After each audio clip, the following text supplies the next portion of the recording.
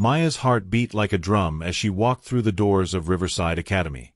Black hoodie, black jeans, black everything. Nobody here knew who she really was, and that's exactly how she wanted it.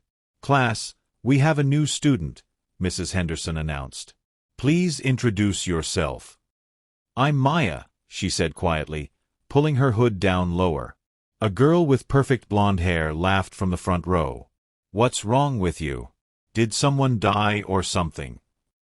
"Victoria, that's rude," Mrs. Henderson said. But Maya just shrugged. "I don't care what you think." "Well then, find a seat," Mrs. Henderson sighed. "Not there," Victoria shrieked. "That's where my designer bag sits." A boy with messy brown hair raised his hand from the back corner. "There's a seat here if you want it." Maya walked past all the staring eyes and sat down next to him. Victoria laughed again.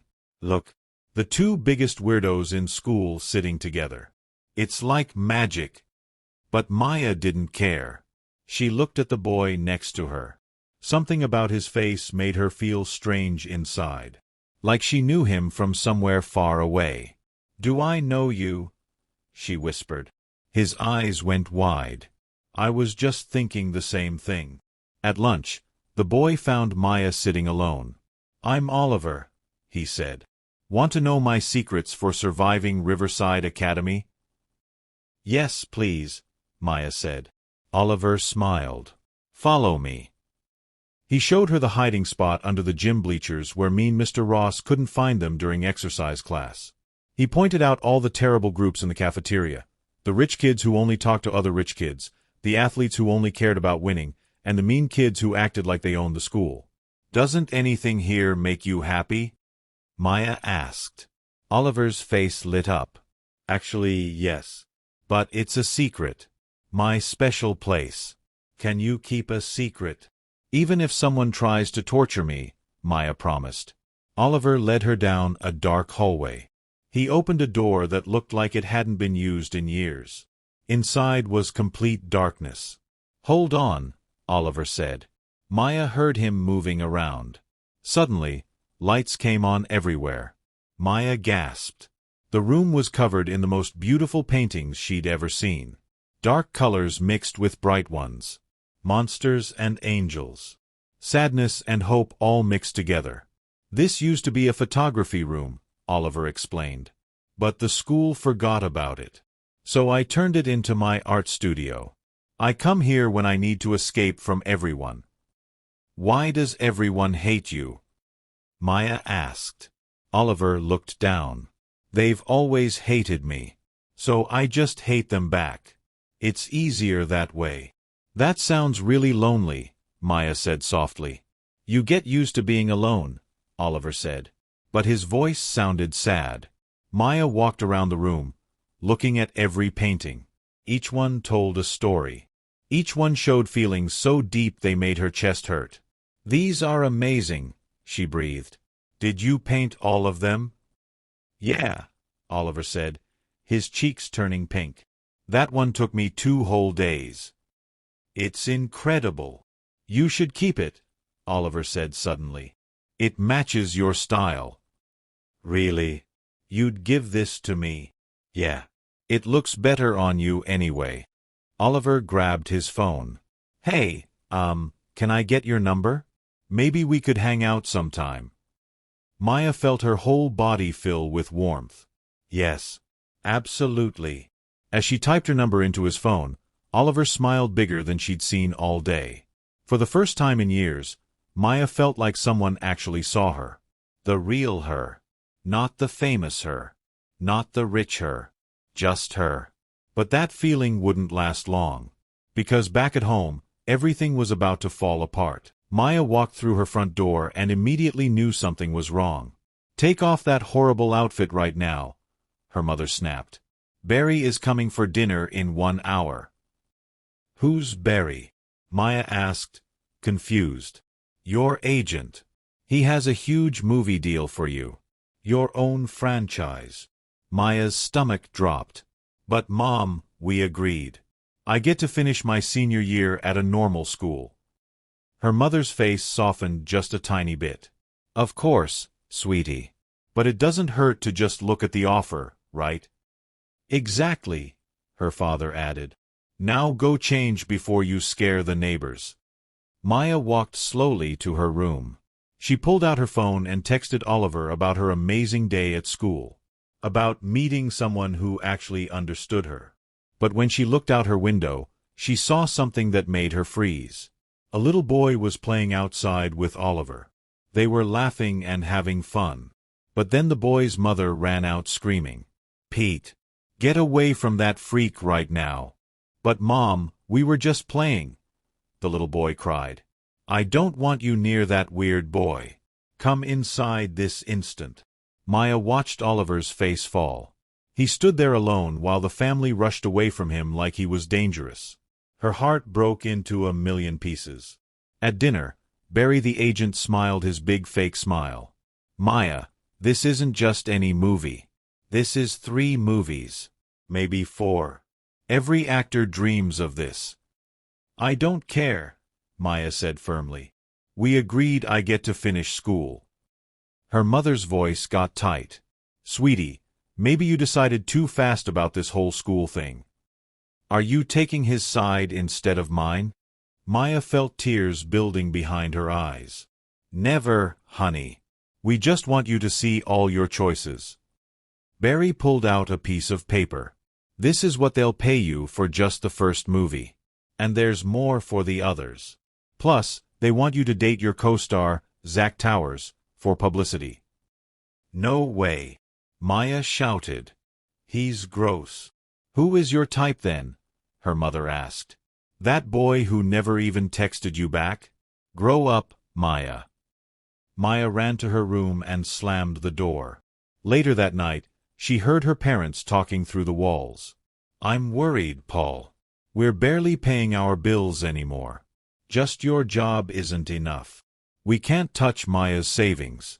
That's her future." "I know. But how will we keep this house? I don't know what to do." Maya's heart sank even deeper. Her family was in trouble, and she didn't even know. The next morning, Maya wore her black clothes again. She didn't care what her mother thought anymore. Oliver was waiting by the school entrance with a huge smile. "Hey, I made you something." He held up a drawing. It showed a dark wizard with a glowing staff, surrounded by stars. "This is so cool," Maya said. "I worked on it for hours last night," Oliver said proudly. But then Victoria and her mean friends walked by. "Look at the 2 freaks. They'd almost be cute together if they weren't so disgusting." "Hey, I'm talking to you, losers," Victoria shouted louder. Oliver and Maya ignored them completely. In gym class, Mr. Ross made everyone run laps. Maya kept her black hoodies on, even though it was burning hot outside. "Maya, take those layers off. You'll overheat," Mr. Ross yelled. "I'm fine," Maya shouted back.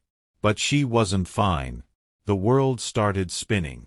Everything got blurry. "Maya, you don't look good," Oliver said, his voice full of worry. Then everything went black. When Maya opened her eyes, she was lying on the gym floor. Oliver was kneeling next to her, and Mr. Ross was pulling off her hoodies. But then Mr. Ross stopped and stared. "Wait a second. You're Maya Summers. The Maya Summers. The movie star." Everyone gasped. Kids pulled out their phones. Camera flashes went off everywhere. Oliver stepped back, his face turning white. "You're famous." "Oliver, wait. I can explain." Maya tried to reach for him. "Just tell me the truth," Oliver said, his voice shaking. "Was any of this real? Or were you just practicing for a movie role where you pretend to like a freak?" "No. None of it was fake. You're amazing. I really—" "Stop acting." Oliver's eyes filled with tears. "Everyone at this school hates me. But at least they're honest about it. You're just a liar." He turned and ran away. Maya tried to chase him, but the nurse held her back. "You need to rest, dear. By the way, Oliver stayed here until you woke up. He'll forgive you eventually. I'm your biggest fan. Can I have your autograph? But Maya just cried. At home that night, her mother found her sobbing in bed. The whole school knows who I am now. Everything's ruined. Her mother hugged her. I'm so sorry, sweetie. Then Maya saw papers on the kitchen table. Bills marked, "Final Notice," in angry red letters. What are these? Maya asked. Her parents looked at each other nervously. Don't worry about those, her father said quickly. But Maya grabbed the papers. Are we going to lose our house? Her mother started crying. We'll figure something out, honey. We just want you to be happy, even if we have to make big changes. Maya looked at both her parents. At Oliver's painting on her wall. At the life she'd built in just a few days. Then she made a decision that broke her heart. I'll do the movie. You don't have to do this for us, Maya's mother said, tears running down her face. It sounds like I do, Maya whispered. Tell Barry I'll sign whatever he needs, her father said quietly. An hour later, Barry rushed into their house with a huge stack of papers. Everyone's happy. Sign here, here, and here. Maya stared at the contract. Her whole future was in those papers. Movies, fame, money. Everything except the one thing she actually wanted, to be herself. I know high school is hard, Barry said. That's why we'll get you a tutor. You can finish senior year on the movie set. Your career is about to explode. It's your dream come true. It's not my dream, Maya said softly. It's your dream. Her parents froze. What do you mean? Her mother asked. You love acting. You always wanted to be in plays when you were little. That was when I was 8 years old. It was fun back then. But now the only reason I kept acting was because you two needed me to. Maya's voice cracked. All I ever wanted was to be normal. To have real friends who liked me for me. Not for my money or my fame. Oh, sweetie, her mother whispered. You'll always have us. We love you no matter what. Sure, Maya said sadly. Her parents looked at each other for a long moment. Then her father did something that shocked everyone. He grabbed the contract and ripped it in half. What are you doing? Barry screamed. Our daughter just retired, her mother said firmly. Are you insane? Do you know how much money you're throwing away? Money isn't everything, her father said. But our daughter's happiness is. Barry's face turned bright red. You're making a huge mistake. He stormed out, slamming the door so hard the walls shook. Maya stared at her parents. But what about the house? What about the bills? We'll figure it out, her mother said, pulling Maya into a tight hug. We love you. Not your fame. Not your money. Just you. We forgot that for a while, and we're so sorry. So I can finish my senior year at Riverside? Maya asked hopefully. Yes, her father said, smiling through his tears. We will always support what makes you happy. The next day at school, Maya heard Victoria and her friends laughing in the hallway. Can you believe that loser Oliver thought a famous actress would actually like him? I heard she was just studying what it's like to be a total freak for a movie role. Maya's hands balled into fists. She marched straight up to Oliver's locker. He saw her coming and tried to walk away. Wait, please. Maya called out. What do you want? Oliver asked coldly. I need to apologize in person for lying to you. Maya took a deep breath. I didn't lie because I wanted to trick you. I lied because I wanted to meet someone who liked me for me. Not for what I could give them. Oliver crossed his arms but didn't walk away. I've been famous since I was 8 years old, Maya continued. Which means I've been lonely since then. Just like you. So I made you something. She pulled out a painting from her backpack. It showed 2 kids sitting under a tree, looking at stars together. One wore all black. The other held a paintbrush. Oliver's eyes went wide. You painted this? I'm not as good as you, but I tried. There's only been one person in my whole life who liked me for who I really am. And I really don't want to lose you like I lost him. Maya's voice shook. Do you think you could ever forgive me? Oliver stared at the painting. Then he noticed something around Maya's neck. Wait, where did you get that necklace? Maya touched the small wooden pendant. This? I always wear it. You just never saw it because of my hoodies. Someone made it for me at summer camp when I was 8. He was the only person who ever really understood me. Oliver's face went completely white.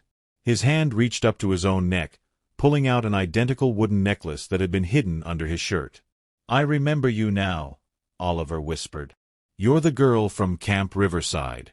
We spent that whole summer together. I showed you how to sneak out of boring activities. I made you that necklace so you'd remember me forever.